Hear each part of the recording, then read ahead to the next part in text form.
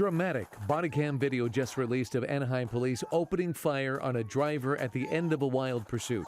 It happened on April 16th. Chris Christie and Air 7 overhead that night as it was all unfolding. A shooting suspect refusing to pull over. Here comes a black and white along the right rear, trying to spin the truck out of control. A failed pit maneuver attempt there. It all began a short time earlier with reports of shots fired at the Kona Motel. Responding officers finding a shooting victim right out front. Please help. I need an ambulance now, bro. What's that? Please help me. Did he leave? Is he still here? No, he left. Police quickly spotting a fleeing pickup truck exiting the Kona Motel. That driver refusing to stop, and the pursuit was on.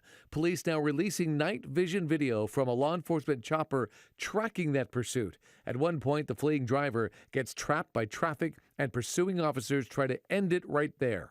They tried to push him into the side of the street. That didn't work. We're southbound State College through Lincoln. But that push onto the curb was successful in damaging the truck's tires, and soon it was throwing sparks. And a short time later, a pit maneuver brings the pursuit to an end. There's a pit on the memory drive over the riverbed. The car isn't quite immobilized yet. Hit on the vehicle in the area, so you They have the back end of the pickup truck stopped, so they're a 960 X-ray kind of, but the guy's on the gas trying to get away. When the driver, believed to be armed, refused to exit the truck, officers opened fire, and you could see all the bullets shooting through the truck's windshield. Here's another view from an officer's body cam.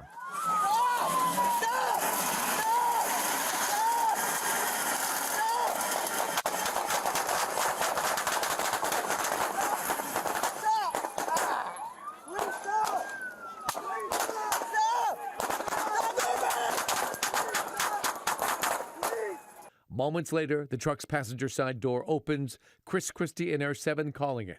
Looks like that passenger side door is open and somebody has just exited the vehicle on the passenger side.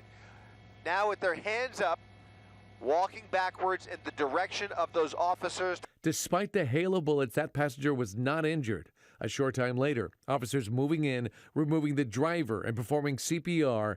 He could not be saved. He's been identified as 51-year-old Danny Lee Coelho of La Habra. This is the gun recovered inside that pickup.